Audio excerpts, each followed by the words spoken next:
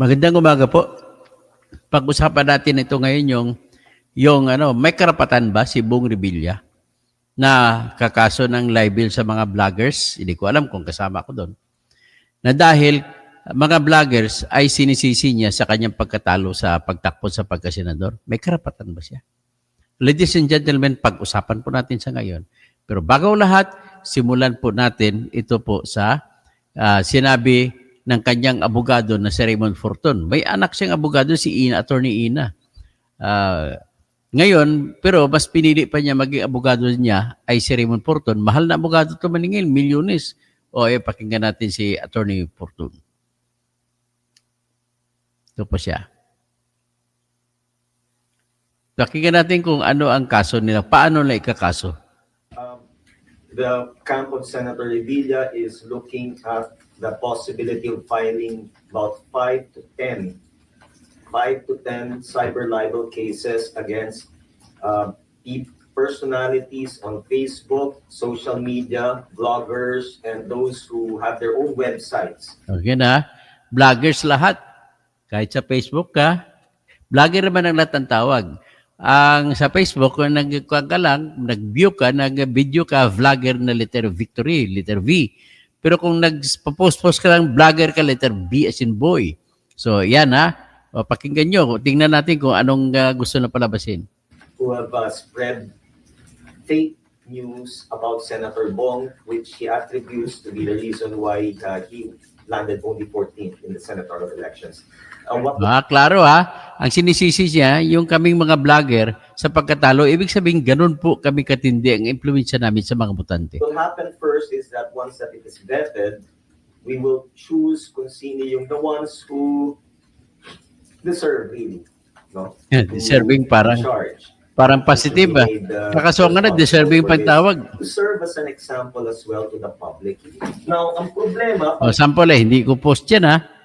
Tinignan nyo itong post na ito, merong sinulat, pero di ko pa rin isa sa uli ang 124 million.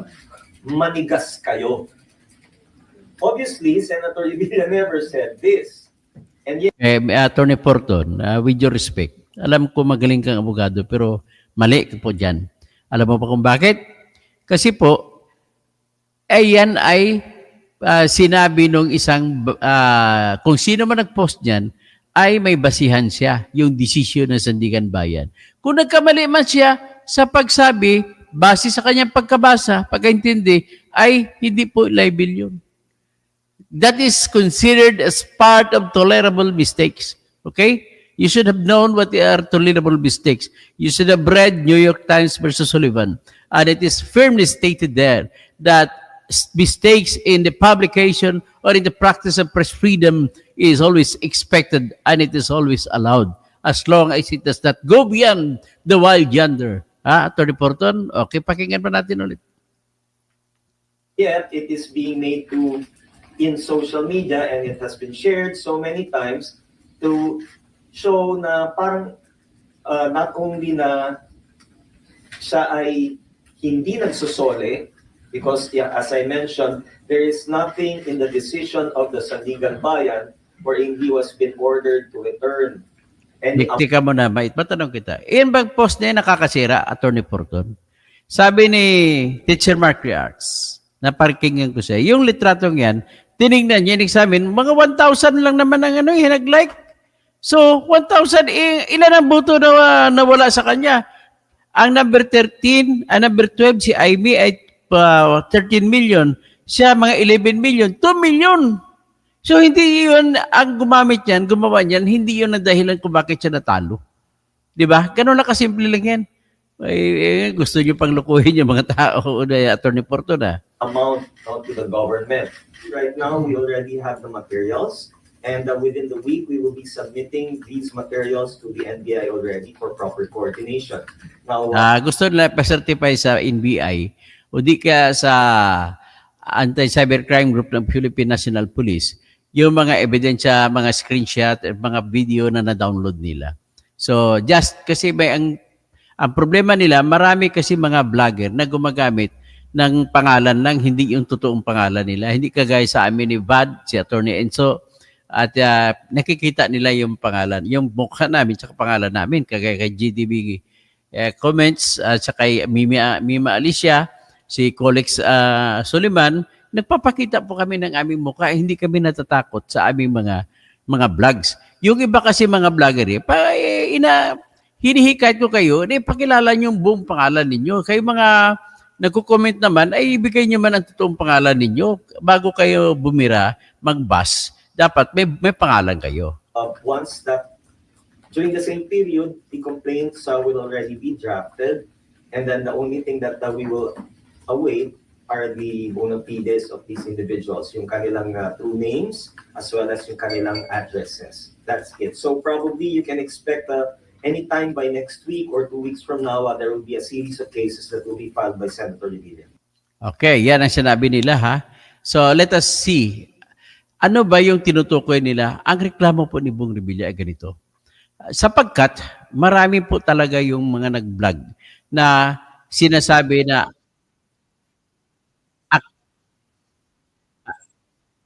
acquitted nga yung si Bong Revilla, sinasabi naman ng ibang vlogger, acquitted ka nga, pero bakit hindi mo binabalik yung inuutos sa'yo ng Sandigan Bayan na ibalik mo 124,500,000? Acquitted ka, pero pinapabalik.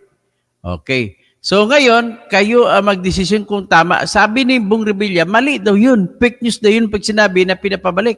O ito, kayo mag-judge. Ito, ipapakita ko sa inyo ang kopya ng desisyon ng court, ng Sandigan Bayan. Ito po yung desisyon.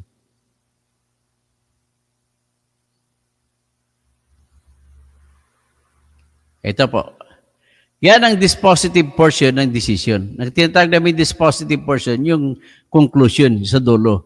Ay, Pastor Abby, good morning po. So ito po yung sinasabi ni Bong Revilla na fake news daw. Pero paano maging fake news kung iyan mismo nakikita ninyo, iyan mismo ang nakasulat sa decision ng korte. Iyan mismo. Basahin natin. The penalty of reclusion perpetual and perpetual absolute disqualification to hold any public office. Yan po ay karugtong nung sinintensyahan si Attorney Richard Ambon Cambe at saka si Janet Napoles. Pero sa kanya naman, for failure for the prosecution to establish beyond reasonable doubt that accused Ramon Bong Revilla Jr. received directly or indirectly the rebates, commission, and kickbacks from his PDAF, the court cannot hold him liable for the crime of plunder. Accordingly, he is acquitted. Klaro naman, in-acquit naman talaga siya.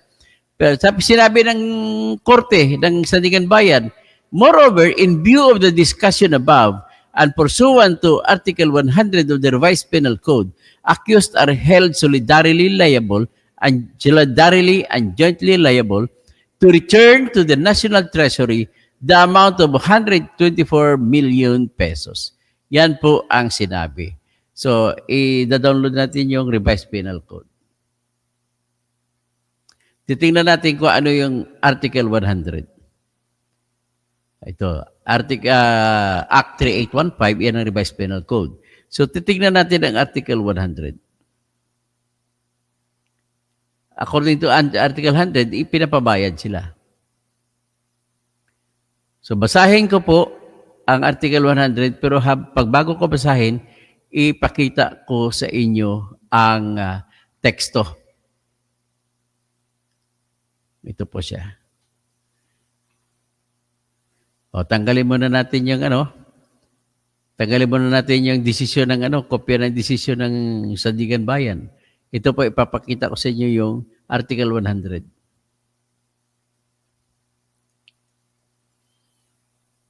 So, nakita nyo na, Article 100, o i-highlight ko.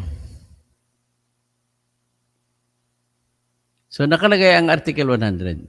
Civil liability of a person guilty of felony. Every person criminally liable for a felony is civilly liable. So, in fairness to Bong Revilla and his lawyers, ang argumento nila, dahil acquitted siya, ay hindi daw siya civilly liable. Tama ba ang kanilang argumento? Tama ba ang kanilang argumento? Kung ako tanungin mo, mali po ang argumento ng abogado ni Bong Revilla. Bakit po? Sinasabi lang to dito ng lahat ng mga tao na sentensyado ay may babayaran. Okay? Ngayon, hindi naman sinabi dyan ang lahat ng taong absilto ay walang babayaran. Ano ba yan? Attorney Raymond Porton. Ito yung klaruhin ninyo. At total ay mga tao nagbabasa ng desisyon, hindi naman mga abogado yan. Mga vloggers, hindi naman mga abogado yan. Actually, kahit mga abogado magbabasa niyan, isa rin ang impresyon na darating na pinapabayad din talaga si Bong Revilla ng 124,500,000. At ang Article 100 na sinasabi ay yung sinasabi na every person criminally liable is also civilly liable, magbabayad din.